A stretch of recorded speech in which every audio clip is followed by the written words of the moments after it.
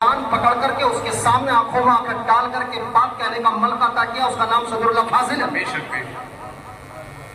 جس نے وہابیوں کے گڑھ میں جانے کے بعد ان کی حکومت میں، ان کے شاسن اور پرشاسن میں جا کر کے آنکھوں میں آنکھ ڈال کر مناظرہ کیا ہے، جس نے اس شخص کا نام اجمل العلماء ہے، مگر اس کو اجمل العلماء بنانے کا نام صدر اللہ فاضل۔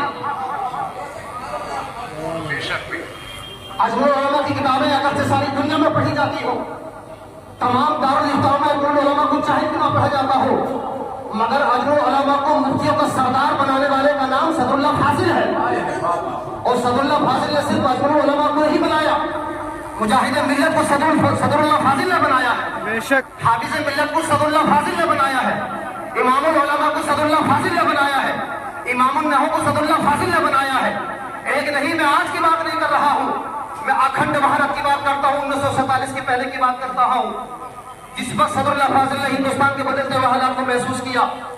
آج کے ہندوستان کی نہیں، اکھنڈ بھارت کی بات کرتا ہوں، آج کے انڈیا کا نہیں، یونائٹڈ انڈیا کی بات کرتا ہوں، جس وقت بھوٹان، بنگلہ دیش، افغانستان، پاکستان، یہ ساری سرحدیں ہمارے ہندوستان کی سرحدیں کہلاتی تھی۔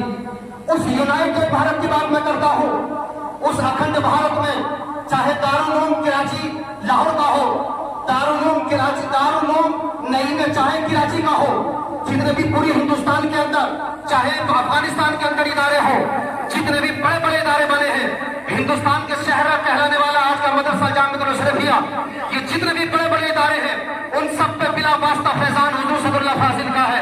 حضور حافظ ملت صدر اللہ فاضل کے شاگرد ہیں، حضور امام العلماء امام النحو حضور صدر اللہ فاضل کے شاگرد ہیں، حضور مفتی محمد حسین نعیمی بانی دارالعلوم نعیمیہ کراچی کے، وہ بھی صدر اللہ فاضل کے شاگرد ہیں۔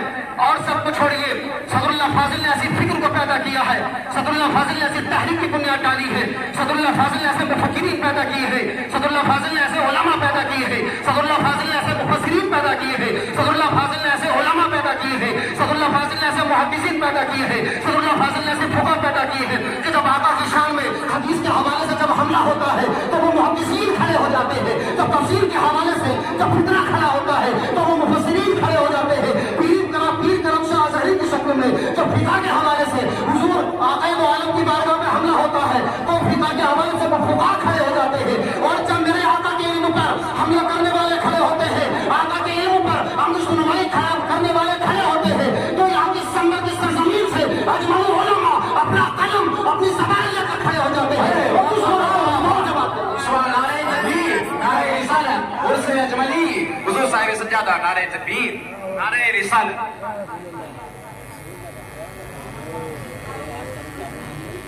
عزت امام علی جناب ہمارے سنبل کے سانسد ضیاء الرحمان بارک صاحب تشریف فرما ہو چکے، اللہ ان کی عمر میں برکت عطا کرے۔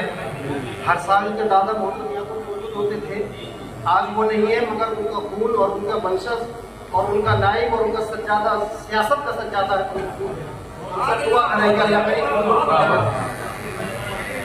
ان کے مستقبل کو بہتر بنائے۔ تو میں ایسا کر رہا تھا، صاحبہ آپ طلبہ بھی یہاں پر موجود ہیں، آپ ذرا سنیے، ایک بات میں بڑی تیزی کے ساتھ عرض کر دوں، وقت کی اجازت نہیں ہے۔ جب ایک طالب علم چاہے وہ کسی بھی میدان کا ہو، چاہے وہ لا پڑھتا ہو، چاہے وہ میڈیکل سائنس پڑھتا ہو، چاہے وہ انجینئرنگ کرتا ہو، اور چاہے وہ عالم دین بنتا ہو، جس بھی میدان کا طالب علم ہوتا ہے، پاس آؤٹ ہونے کے بعد، فراغت کے بعد، سب سے پہلے اس کو ایک فکر اپنے ذریعہ معاش کی ہوتی ہے، اس کو اپنے مستقبل کی فکر ہوتی ہے، روزی روٹی کی فکر شروع ہو جاتی ہے۔ اب کرنا کیا ہے، ماں باپ کو بھی فکر ہوتی ہے کہ ہمارا بچہ پڑھ گیا ہے، انجینئر بن گیا ہے، ڈاکٹر بن گیا ہے، یا عالم دین بن گیا، ابھی روزی روٹی کمائے، شادی ہو جائے، بچے کی فکر شروع ہو جاتی ہے۔ یہی فکر یقینی طور پر حضور اجمل العلماء مفتی محمد اسماعیل صاحب کو ضرور ہوئی ہوگی، یقیناً ہونی چاہیے، ہوتی ہے۔ حضور اجمل العلماء فارغ ہونے کے بعد، طلبہ میری بات کو ذرا آپ غور سے سنیے، حضور اجمل العلماء یوں ہی اجمل العلماء نہیں بنے ہیں، اور مرکزی مدرسہ اہل سنت اجمل العلوم یوں ہی مرکز نہیں بنا ہے۔ مرکز بننے کے لیے بڑی قربانیاں دینی پڑتی ہیں، مرکز بنانے کے لیے اپنی پوری زندگی کو کھپانا پڑتا تب مرکز بنتا ہے، مرکز بنانے کے لیے اپنے مستقبل کو داؤ پر لگا جاتا تب مرکز بنتا ہے۔ یوں ہی نہیں کہ چار اینٹوں کی دیوار کھڑی کر لی، اپنے کہہ دیا ہمارا مرکز ہے۔ مرکز اینٹوں سے دیواروں سے نہیں ہوتا، مرکز بلڈنگ मशीन से नहीं होता, मरकज बड़े बड़े कमरों से नहीं होता, मरकज बड़े बड़े गेट और हॉल बनाने के बाद नहीं होता। मरकज के लिए शख्सियत को मरकजियत बनना पड़ता है। मरकज बनने के लिए शख्सियत को जिंदगी को दांव पे लगाना पड़ता है। मरकज बनने के लिए मुस्तकबिल को भी दांव पे लगाना पड़ता है। अरे मरकज बनने के लिए मुफ्ती अजमल शाह साहब का मिजाज बनाना पड़ता है। वाह वाह, सुभान अल्लाह, सुभान। हुजूर आजम उलमा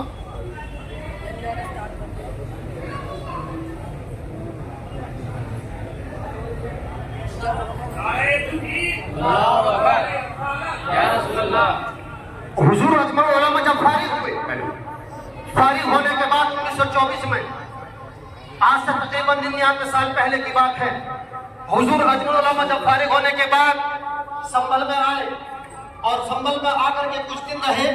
फिर हुजूर अजमल उलमा वापस सदरुल्लाह फाजिल की बारगाह में जाते हैं, मशक़ इफ्ता करने लगते हैं। हुजूर सदरुल्लाह फाजिल की बारगाह में आने के बाद में एक खत आता है हैदराबाद की सरजमीन से। किस हैदराबाद से? हैदराबाद जब आपस में एक मुस्तकिल और एक परमानेंट स्टेट था। मुस्तकिल एक रियासत थी, उस रियासत का नाज़िम जिसका नाम निज़ाम हैदराबादी है। आज जो आपके हाथ में निज़ाम शरीयत है उसी के नाम से मंसूब है, जिसकी वजह से आपने निज़ाम शरीयत इसका नाम रखा है। निज़ाम हैदराबाद जिसने SBI state bank of India का कॉन्ट्रैक्ट को कहा जाता है, उसी ने इसको एस्टेब्लिश किया है। जिसने हिंदुस्तान को, जिस वक्त हिंदुस्तान की मईशत डगमगाई थी, उस वक्त कई सौ टन सोना देने के बाद में हिंदुस्तान की मईशत को मजबूत किया था, इसकी GDP को ऊंचा किया था। उसका नाम निज़ाम हैदराबाद है। निज़ाम हैदराबाद का एक मदरसा था जामिया निज़ामिया, जिसको उस्मानिया यूनिवर्सिटी भी कहा गया। जामिया निज़ामिया के लिए जरूरत थी एक काबिल इंसान की, एक ऐसी शख्सियत की जरूरत थी जिसकी फिक्र भी रोशन हो, जिसके कलम में भी ताकत हो, जिसकी जबान में भी ताकत हो, जिसके पास इल्म की भी मजबूती हो, जिसके पास वो साहिब फिक्र भी हो, जो साहिब कलम भी हो, साहिब दानिश भी हो, जिसके पास फिक्र तकब्बुर भी हो। ऐसे शख्स की जरूरत महसूस की जा रही थी और ऐसे इंसान की जरूरत महसूस की जा रही थी जो सिर्फ इल्म वाला कलम वाला ना हो। ऐसा इंसान चाहिए था। तो इस यूनाइटेड भारत में अगर कोई गैर मुकल्लिद, कोई दुश्मन रसूल अगर आंख उठाए तो उसकी आंखों पर हाथ डालने के बाद उसकी आंखें निकाल करके ताकत रखने वाला कलेजा और दिल भी होना चाहिए उसके पास। ऐसे शख्स को पूरे हिंदुस्तान में तलाश किया गया मगर कोई नजर न आता था। अचानक किसी ने जाकर के खबर दी, एक नौजवान फारिग हुआ है, संभल का है, फरागत उसकी जामिया निज़ामिया से हुई है, हुजूर सल्लल्लाहु अलैहि वसल्लम का शागिर्द है। आप उसको खत लिखिए, अगर वो बच्चा आ गया, वो नौजवान है, बड़ा इल्म है, उसके चेहरे से उसकी इल्म की शुआओं का एहसास होता है, उसकी जबान से इल्म के सूरज फूटते हैं, उसके कलम से इल्म के जौहर निकलते हैं।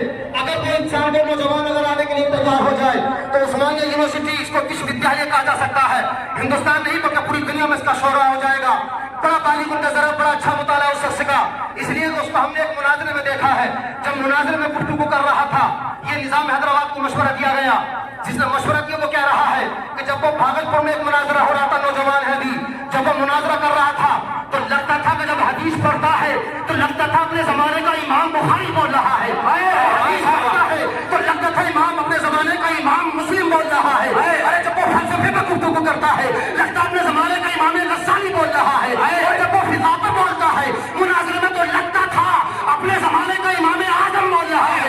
और जब वो हदीस का जब तज्जिया करता था लगता था अपने जमाने का वो मुहद्दिस आजम बोल रहा है। और जब वो बातिल को जवाब देता था तो लगता था शेर की तरह वो अपने जमाने का इमाम अहमद रजा बोल रहा है।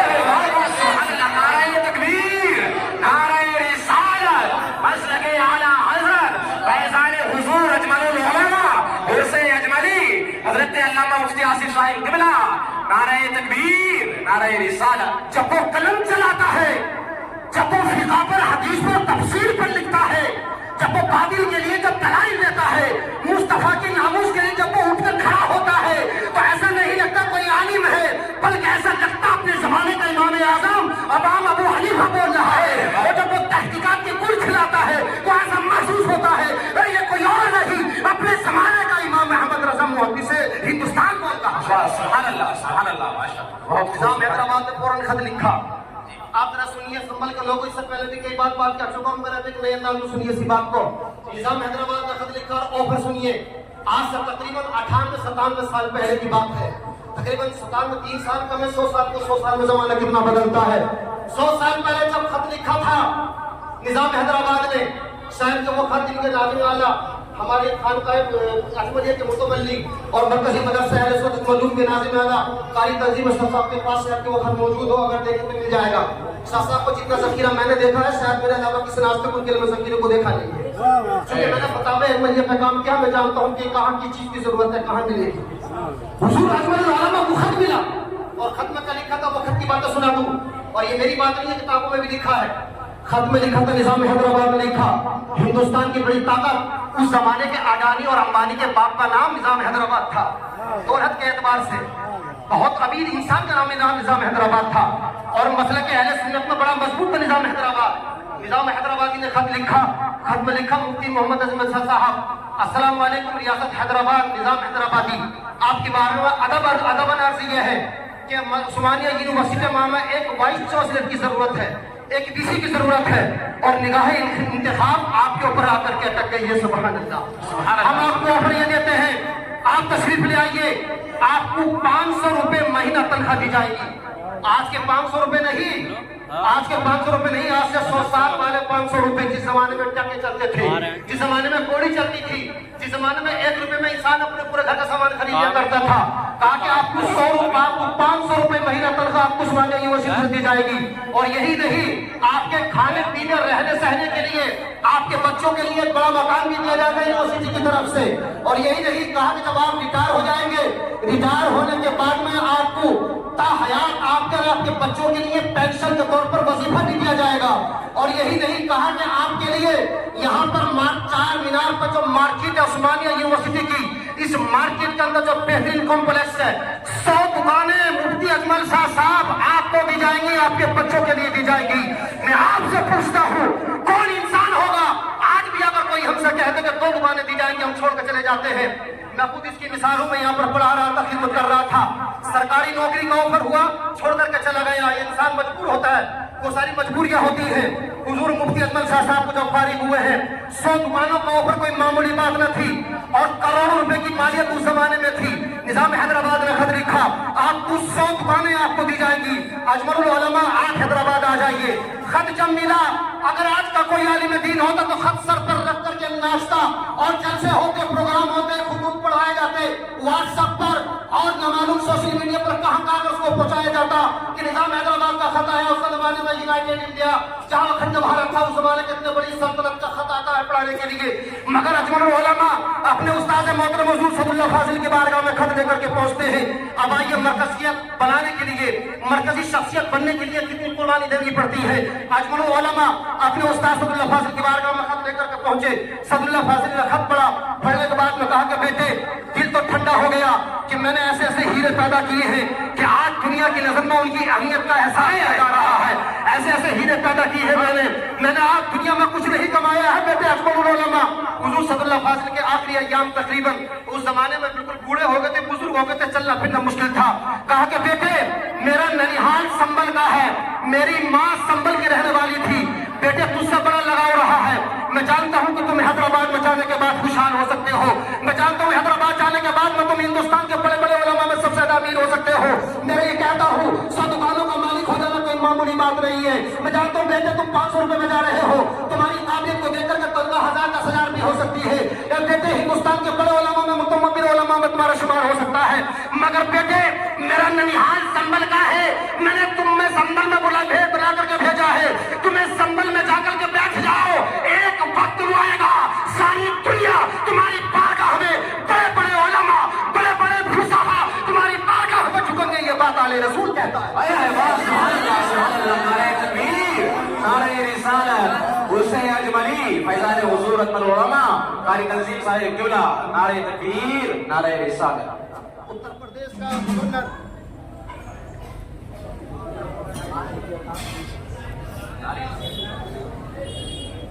एक मिनट और बाकी।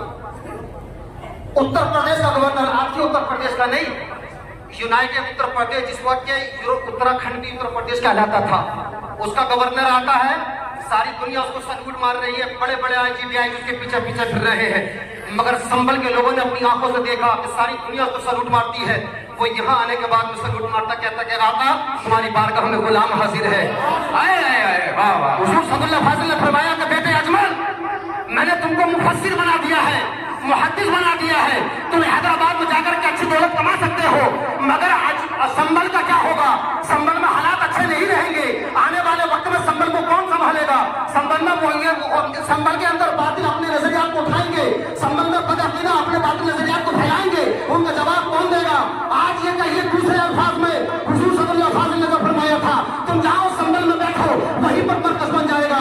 सल्लल्लाहु अलैहि वसल्लम की निगाहें देख रही थी कि जब संभल में बातिल अकायद, संभल में जब अपने और गैर, अपने हासिदीन अपनों की नजर में जब आएंगे, अपने लिबास में आएंगे, तो ए अजमलुल उलमा, मरकजी शख्सियत तुम्हारी होगी, और जिस इदारे को तुम बना रहे हो तो तुम्हारा इदारा क़यामत के लिए हम तुमको एक मरकज दे रहे हैं। तो ये मरकज हुजूर अजमलुल उलमा ने नहीं, बल्कि मरकजी शख्सियत उस इदारे को मरकज सदरुल्लाह फाजिल अलैहि रसूल ने बनाया। माशाअल्लाह, नारे तकबीर, नारे रिसालत, उर्स अजमली, नारे तकबीर। इसको मरकज अजमलुल उलमा ने नहीं बनाया, इसका नाम मदरसा अहले सुन्नत था। हुजूर सल्लल्लाहु फाजिल आने के बाद कहते हैं इसका नाम आज से मदरसा अजमलुल उलूम होगा। और यही नहीं, हुजूर सल्लल्लाहु फाजिल अपनी जेब से एक मुदर्रिस की तनख्वाह हर महीने पहुंचाते थे यहाँ पर। और इतना ही नहीं, जलसे में भी जब जलसा होता था, जो मुकर्रिरीन यहाँ पर आते थे, जामे नीमिया का जलसा और यहाँ का एक साथ रखा जाता था, और उसके अखराजात हुजूर सल्लल्लाहु अलैहि वसल्लम उठाते थे। अरे ये अजमलुल उलमा का कमाल नहीं है, कमाल हुजूर सल्लल्लाहु अलैहि वसल्लम का है। यकीनन अगर संभल में अजमलुल उलमा ना होते तो समझिए आप तुम्हारी अज़ानों से अस्सलातु वस्सलाम अलैका या रसूलल्लाह की आवाज़ नहीं आ रही होती।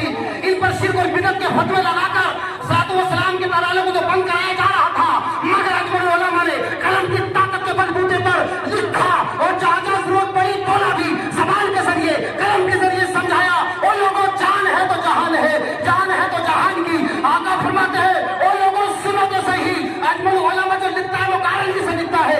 ये अजमलुल उलमा नहीं, बल्कि सदरुल्लाह फाजिल का फैज़ पर शागिर्द सारी दुनिया को ये पैगाम दे रहा था, अरे जान मांगो, जान देंगे, मगर ये हमसे कभी ना होगा कि नबी का जाहो जला देंगे। हुजूर अजमलुल उलमा ने इतना बड़ा ओवर ठुकरा दिया सब कुछ छोड़ने के बाद। इतनी बड़ी दौलत, इतनी बड़ी अमीरी, करोड़पति बन सकते थे चाहते तो, सब कुछ छोड़ाने के बाद में सब कुछ छोड़ करके यहाँ संभल में क़याम पजीर हुए। और एक आखिरी बात कह दूं कि जब आपका विसाल हुआ तो कितनी दौलत थी अजमलुल उलमा के खाते में, इसकी गवाही हमारे ख्वाजा कलीम साहब देंगे। जब हुजूर अजमलुल उलमा का विसाल हुआ, कोई इंसान जो अरबपति बनने जा रहा था, वो तुम्हारे लिए, तुम्हारी नस्लों के लिए, तुम्हारे दीन के लिए, तुम्हारे अकायद की हिफाजत के लिए क्या कुछ करके गया है, सोचिए तो सही। जब उनका विसाल हुआ है तो उनके ऊपर कर्ज था, और उनके घर में जो सबसे बड़ी दौलत थी वो टेबल फैन का छोटा सा टूटा हुआ, और वो टेबल फैन भी उन्होंने वक्त विसाल कहा कि सामने वाले दुकानदार का मेरे ऊपर कर्ज है, इसको बेच करके उसका कर्ज अदा कर देना, इतना दौलतमंद होकर के मरे हो। विसाल किया हुजूर अजमलुल उलमा ने। आप सोचिए तो सही, किसके लिए किया है ये? आपके लिए किया है, आपकी नस्लों के लिए किया है, आपके मुस्तक़बिल के लिए किया है, आपके दीन के लिए किया है, आपके ईमान के लिए किया है। अगर बड़ी अफसोस की बात है जो अजमलुल उलमा जिनकी नस्लों को, अजमलुल उलमा ने जिनके दीन को बचाया है, आज वही लोग उनकी मरकज से उंगली उठा रहे हैं। ऐसा नहीं हो सकता है, जान दे देंगे मगर अजमलुल उलमा की मरकज को खत्म नहीं होने देंगे। बेशक बेशक, सुभान अल्लाह। ये संकल्प आप सबका होना चाहिए कि अजमलुल उलमा ने मरकज बनाया, सल्लल्लाहु फाजिल ने मरकज बनाया, हुजूर मुफ्ती आज़म हिंद ने मरकज बनाया, मरकज बना कर दे दिया, इसको बचाना आपका काम है, इसकी हिफाजत आपका काम है। और मरकज बचाने का मतलब ये नहीं कोई बुलडोजर लाएगा आप उसको तोड़ देगा। मरकज बनाने का मतलब ये है कोई मरकज के ऊपर उंगली उठाता है तो वो मरकज को खराब करने की कोशिश होती है, उसका भी जवाब दीजिए। सवाल खोले तो उसका जवाब दीजिए, कलम उठाए तो कलम से जवाब। क्योंकि कुछ शरीफ का वक्त हो रहा है और बदमाश बात यह स्टॉप कर रहा हूँ, इंशाअल्लाह फिर किसी मौके पर की बार का मैं दुआ है हुजूर सल्लल्लाहु फाजिल हुजूर अजमलुल उलमा के फैज़ान से बोला हम सबको माला मान फरमाए। व मा अलैना इल्ला बलाग। अस्सलाम वालेकुम। एक अपील कर दूं 5 सेकंड की, अगर मेरी बात मान लेगा, हर साल कह रहा हूँ, छोटी छोटी जगहों पर, छोटी जगहों में चले जाओ, कहीं छोटा सा मजार हो जिसका पता भी नहीं है कि मजार साहिब मजार है या नहीं है, उनके नाम से मस्जिद और मदरसे बन जाते हैं। अजमलुल उलमा मरकजी शख्सियत जिनको सारी दुनिया, सारा हिंदुस्तान जानता है। और आज संभल में चले जाओ तो कोई ना मस्जिद का नाम हुजूर अजमलुल उलमा के नाम से है, ना किसी मदरसे का नाम, ना किसी लाइब्रेरी का नाम अजमलुल उलमा के नाम से है।